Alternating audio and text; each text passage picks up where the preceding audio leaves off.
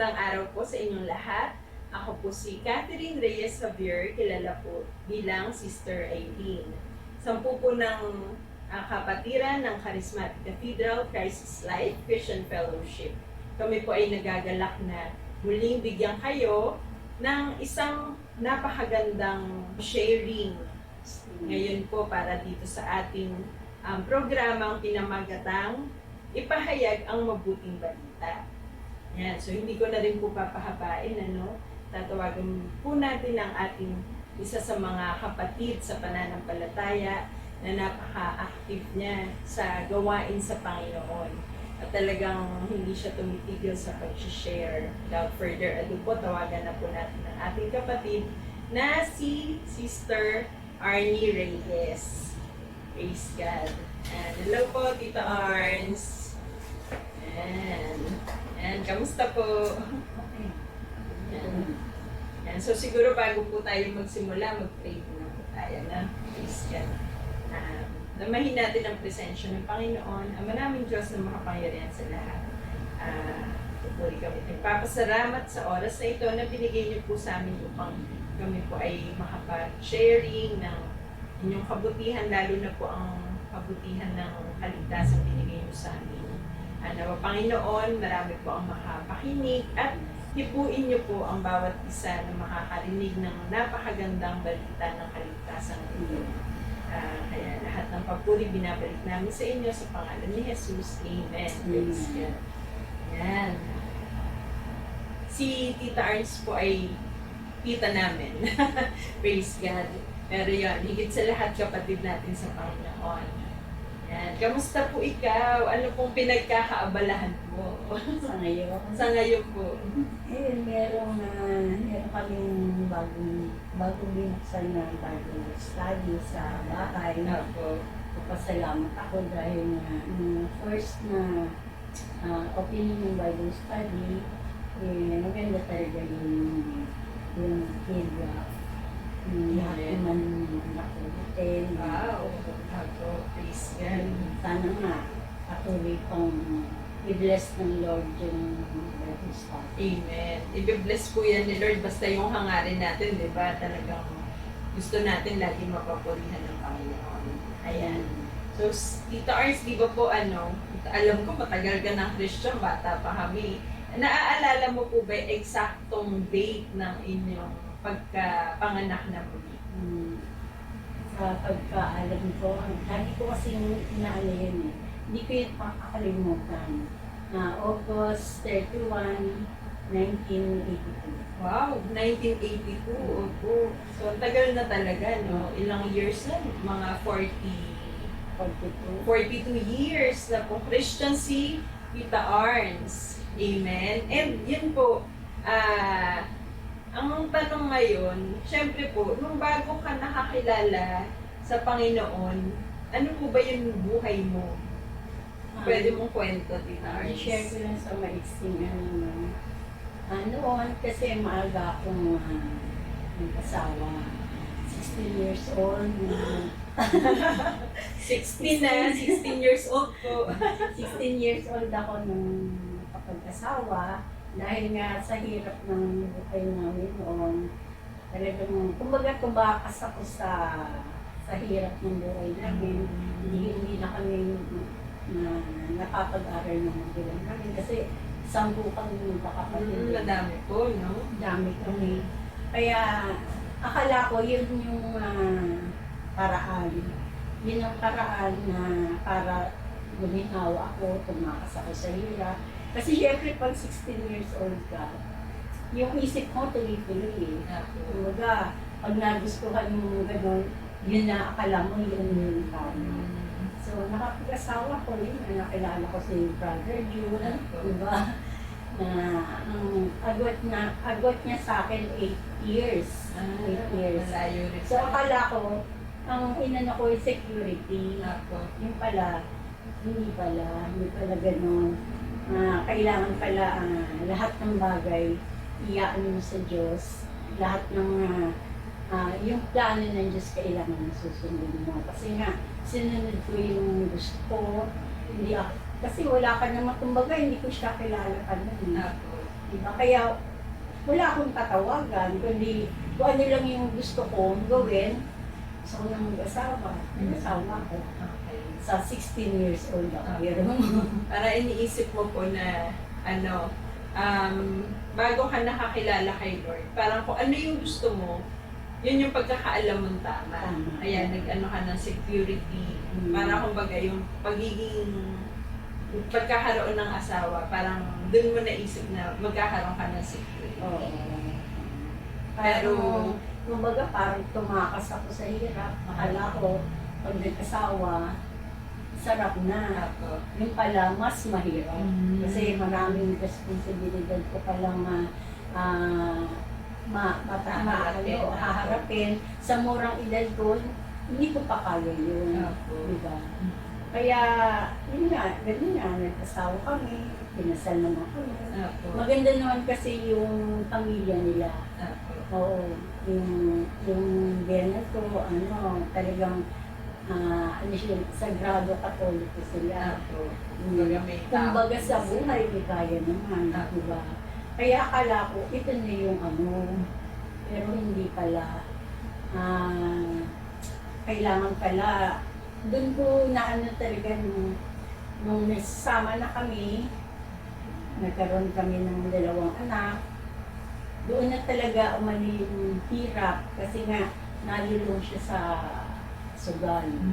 Nagka-bisyo po. Nagpabisi siya, talagang hindi siya halos umuwi ng bahay. Kung ilang araw, pupuntahan mo kung saan medyo. Hindi, ang hirap po, no? Kasi kasi minsan wala na kaming makain. Pupuntahan mo siya. Nililibot ko yung Quezon City. Kung saan yung madyungan, tanong ako ng tanong. Hirap din. Hirap hanggang sa natira kami sa ilang lipat kami ng bahay. Talagang wala kami talagang matulog kasi wala naman siyang permanent ng trabaho. Yung mga anak ko, yung 2 babaeng anak ko, hindi namin mapag-aral yun. Kumbaga, kung sino-sino yung sumagot. Ako. Hanggang sa, gano'n na nga, hindi mo maibili yung maging kailangan niya sa eskwelahan. Yung mga uniform, yung mga sapatos, talagang hindi ma-provide yung mga libro. Talagang ang hirap. Oo, kaya sabi ko, hindi pala ito yung paraan. Kaya para tumakas ka sa isa pang maling-mali. Pero ibig sabihin po, Tita Arns, nung nag-asawa ka, 16 years old ka, talagang nagpakasal kayo, tapos bumukod na kayo, parang isang na talaga, may sariling pamilya na kayo. Kaso nga hindi naging successful. Kasi ilang nilipat kami ng bahay, siguro mga 8 bahay. Hanggang sa nakalipat kami ng Caloocan, sa talagang mismo tabi ng tambakan.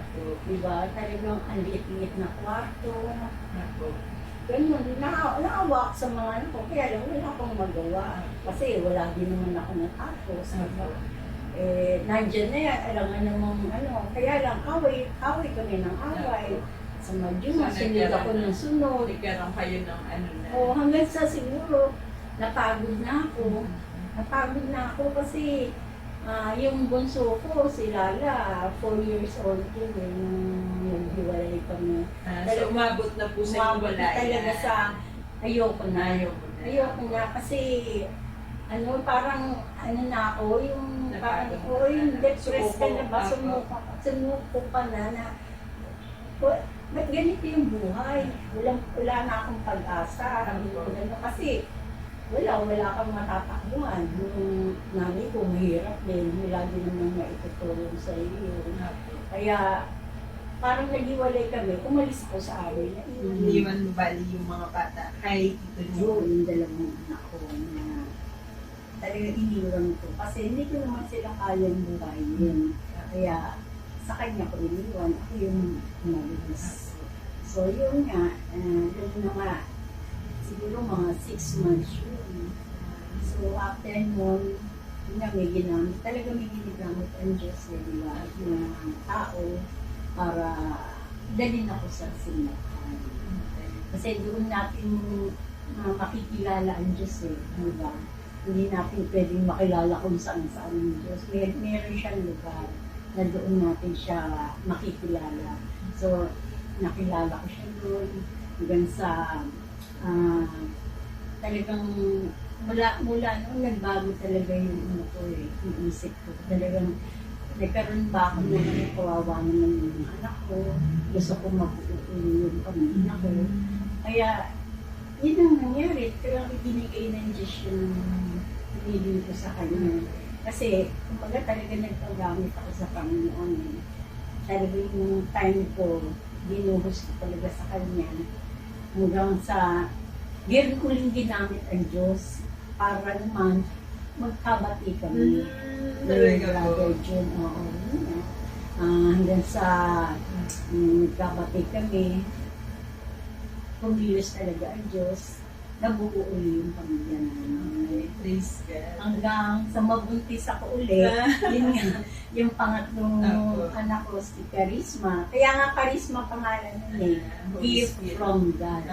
Gift from God. Regalo yan ng Diyos sa'yo.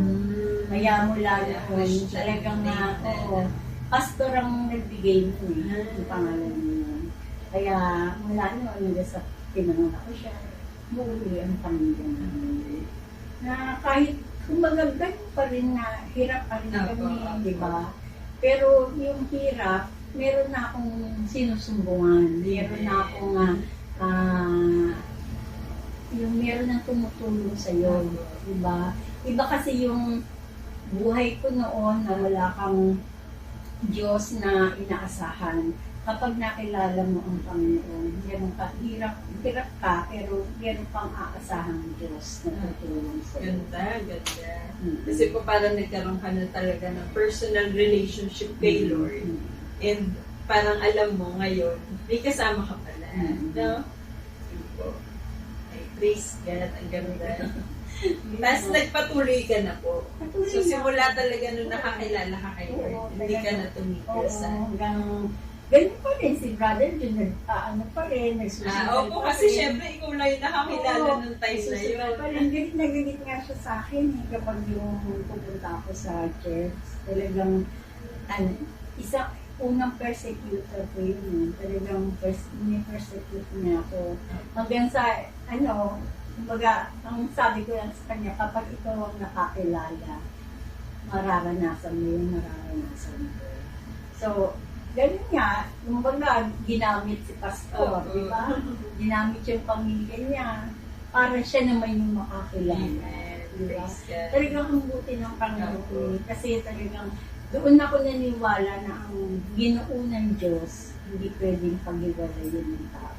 Amen. Kahit ilang buwan kayong naghiwalay, kapag ginusto ng Diyos na pagsamahin kayo, buuin kayo ulit. Kasi yun ang hindi mo sa kanya. Yung desire kasi ng puso mo, yun ang ibibigay niya sa iyo. Yun na nga po yung sunod kong tatanong. Siguro kasi talagang pinag-pray mo, dinesire mo. Dinesire ko. And dahil anak niya, ikaw, and alam niyang hindi naman mapapasama, binibigay niya po. No? Kaya talagang makakabuti ng Amen. Kumbaga meron kang malalanas na hirap, sakit ng kalooban. Pero kapag binigay naman niya yung sagot sa hinihiling mo, ulit-ulit mo yung base. Diba? Kaya lang, ikaw mismo, huwag ka nang bibitaw sa kanya. Yun yung pinakamahalaga po. Kumbaga, yung hawak ka niya huwag ka nang bibitaw sa kanya para kumbaga, hindi ka na mahirapan sa buhay mo. Talagang kakapit ka sa kanya. Kasi ang tao lang naman yung humihiwalay. Ang Diyos, pag pinapitan ka, talagang kapit sa iyo. Tao lang naman niya humihiwalay sa kanya. Amen. Praise God. Kaya ngayon po, kasi nakita natin na ngayon, magkatuwang na kayo sa paglilingkod sa Panginoon, di ba? Di ba? Napakabuti ng Diyos. Talaga, hindi ka na magkakaisip na hiwalay ka Opo. Ang sarap pag nasa Panginoon po, di ba? Tapos ngayon nga, di ba, binigay naman ni Lord na sa bahay niyo magkaroon ng Bible Yun, study. nahiling ko din yun. Oo, Kasi nga, nung pandemic na, talagang na nawala kami sa church. Ako, lungkot na lungkot ako ng dali. Ayoko naman mag-try sa iba. Kasi, ganun ako loyal ako Kung saan ako, katulad ng una kong church, talagang hanggang sa bumagsak yun, nandun kami. Kaya lang kami nag-scatter, nag-ibang church, nung talagang wala na. Kasi ayoko nung lalabas ako ng simbahan. Kasi nakatulong sa yun. Tama. Hindi Naalala, dapat iiwan mo. naalala ko pala yun nung bata pa kami kasi nga po nauna ka maging Christian. Sa Maynila. Di ba sa Binyan? From Binyan, kay Maynila. Michelle, pumunta tayo Maynila para church. Tama. Opo. Talagang nakita ng Diyos yung paghihirap ko talaga. Kaya, yun nga, sabi ng Diyos, eto na yung church. Ayun. Yung mga anak ko, hindi na maka-attend sila, pero inilagay sa bahay namin ng Bible study. Tama Diba? po, diba? Talagang ang Diyos kumikilos talaga yun. Amen. Talagang buhay siya. Buhay talaga. Saka talagang dinirinig niya po, basta alam niya kung ano yung nais mo, kung ano yung kung sa tingin niya makakabuti sa'yo, bibigay niya po talaga. No? Tinipray ko din, gamitin mo nga ako. Gusto ko mga pag-awit sa'yo. Gusto ko mga kumanta sa church. Wala namang pong problema, pwede ka kumanta. Sa Sunday kakanta ka, Mother's Day. Amen. Sana maalis yan na yung gusto. Basta para kay Lord, di ba? Noong pa, talagang balak ko. Kay Ate Ping at gusto ko. Kaya kami ko naiyak. Baka kaya sabi ni Pastor, di ba? Lahat kayo kakanta. Sa akin, hindi naman. So, ayan, hindi naman sasagutin na naman ni Lord yung mo. Sa Diyos talaga, ito Opo, yung diba? kakantaan mo, diba? Parang ano yung ko yung puso ko na, ka naman. Kaya nga, ang buti ni Lord. Napakaganda po ng storya ni Tita Arns, Kasi ang dami nating matututunan po na talaga na lesson. Hindi, saka dyan ako talaga naniwala na meron talagang forever sa Diyos, diba? Amen. So, yung January, diba, nag-wedding anniversary namin, 50. 50th Kumbaga, anniversary. nung nag-iwalay kami, talagang ko wala nang pag-asa Pero sabi ng Diyos, hindi pa ako tapos sa'yo, diba? So, inabot pa namin yung 50 years wedding anniversary na malakas kami. Amen. Opo. At masaya, di ba? Masaya, mga anak nyo, masaya, mga apo, di ba, sama-sama, laging, pag may mga okasyon, laging solid, di ba po? And napakaganda. Tapos, higit sa lahat, yung paglilingkod sa Panginoon, hindi po nawala. Di ba? Praise God. So, yun nga, ang dami ko natutunan, Tita Arns. Kasi, syempre, una-una yung unang-unang bahagi ng kwento mo, yung minsan tinatakasan natin yung mga problema, pero pag sa sarili nating mga pag-iisip, mali pala yung tatahakin natin, di ba po? Kala mo yun na yung solusyon. Kala mo yun na yung solusyon. Yung pala, another problem pala yun. Mas marami. Mas marami pa, di ba po? Kasi nagkaroon ka ng responsibilidad na hindi mo pa kakayanin kasi bata ka pa di ba? Kay Sheila, 17 years old. Opo, ayun nga, di ba? So yun, isang lesson yun. Akala mo, yung isip mo yun, matured ka na, yung pala, hindi pa. Tapos pangalawa po, yun nga, yung parang humiwalay, nagkahiwalay kayo kasi hindi mo kinaya yung, yung problema. Tapos, syempre, siguro nga dahil yung asawa mo ay sugarol or may bisyo, di ba po? Parang hirap sa'yo. Ang hirap para sa'yo. Pangatlo po yun nga, dahil yung talagang personal relationship kay Lord, wala. Pero praise God, dahil nga po, si Lord gumawa ng way para makakilala ka sa kanya. And from then on po, naranasan mo na meron ka palang pwedeng dependehan. Yeah. Amen. And, Baga magkaroon ka man ng problema ngayon, magaan. Kasi meron kang katulad. Amen. Praise God. So, Kaya lagi ko naalala din yung footprints in the sand, di ba? Na akala mo hindi kanya karga. Opo, yung pala, nagtataka ka, isa lang yung foods. Oo, ba't Yung isang opo. pair lang, kasama kita. Opo. Hindi pala natin alam, karga-karga. Buhat na pala tayo. Opo, Yun ang napakaganda lagi ko nun. talagang nahihisip. Hindi pala kayo magkasabay, kundi buhat ka niya. Kanya. Kaya, ang ano ko sa akin yung may problema ka man, magaan yan. Then, kasama mo kung Amen. magdadalan mo. Praise God. And ang pinakamahalaga po, di ba, dahil nga tinanggap mo siya bilang Panginoon at tagapagligtas, may assurance pa tayo in the future, di ba?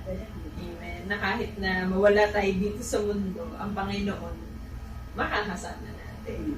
Amen. Pero definitely matagal pa yun dahil gagamitin pa tayo ni Lord eh. Kasi sabi niya nga, di ba, patuloy tayong maghayag ng kanyang banal na salita. And ang dami pa kung hindi nakakakilala sa kanya. Kaya para sa mga nandyan po na nakikisa sa amin, talaga napakahalaga po na makilala natin ng Panginoon. Tulad po ni Sister Arnie, before akala niya siya lang makakahanap ng sagot do sa mga problema niya, siya yung makakapagbigay solusyon, pero yung pala mali ang lahat ng yun dahil ang Panginoon pala ang sa Panginoon tayo nakipag-isa, yun ang talagang pinakamasayang bagay na mangyayari sa atin. Amen. And sana po maranasan din natin, maranasan nyo yung naranasan ni Tita Arns and lahat ng mga nakakilala sa Panginoon. Napakasarap na maranasan talaga yung pag-ibig ni Lord nung meron kang personal relationship sa Kanya. And tayo po lahat, di ba, nagkasala at walang sino mang karapat-dapat sa Panginoon. Pero dahil sa pag-ibig ng Diyos, di ba, opo, na dapat tayo, ginawa ni Lord, binigay niya ang kanyang bukong na anak para tayo maligtas. Amen. Pero kung sino lang yung mananampalataya sa Kanya, yun lang ang makakatanggap ng buhay na walang hanggan. Amen. At kung tayo makikipag-isa kay Kristo, tayo isang bago ng nilalang. Wala na yung dating pagkatao natin. Magiging bago po tayo. Kaya, amen. Kaya kung nais nyo pong tanggapin ng Panginoon, siguro po i-invite natin si Tita Arns para mag-pray na isang panalangin pagtanggap. At kung kayo po hindi pa tumatanggap kay Lord, pwede po kayong makiisa sa panalangin. Tita Arns, pray po tayo. No? Apo. I pray na lang yung dakilang Diyos. Muli po kami na nagpapuri sa iyo. Salamat sa oras nito. Salamat po Ama sa pagkakataon na binigay mo po sa amin para maihayag namin ng magandang balita. At patuloy Ama na kung sino man ang hindi pa nakakaranas ng kabutihan ng Diyos, sumunod po kayo sa akin. Ama namin, patuloy po ako nagpapasalamat sa Diyos sa oras nito.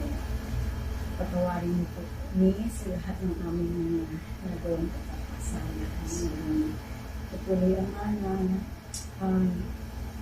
makilala ka namin sa mas malayong pagkakasala. Patuloy na mag-usap ka sa bawat puso namin, Panginoon, na maihayag, Panginoon, na iyong mabuting balita. Sa mga tao na hindi pa po nakakaranas ng magandang kabutihan ng Diyos, Panginoon. Patuloy, Lord, sumasampalataya kami sa oras nito na kakatok na Panginoon sa bawat puso ng tao. At patuloy, Ama, na ito po ang magbibigay sa amin ng pag-asa, Panginoon, ng buhay na walang hanggan. Maraming salamat po sa pagkakataon ito at patuloy, Lord, na ang lahat ng ating Panginoon ay buksan mo ang mga puso, Panginoon, ay buksan mo para pumasok ka sa puso ng ating Panginoon.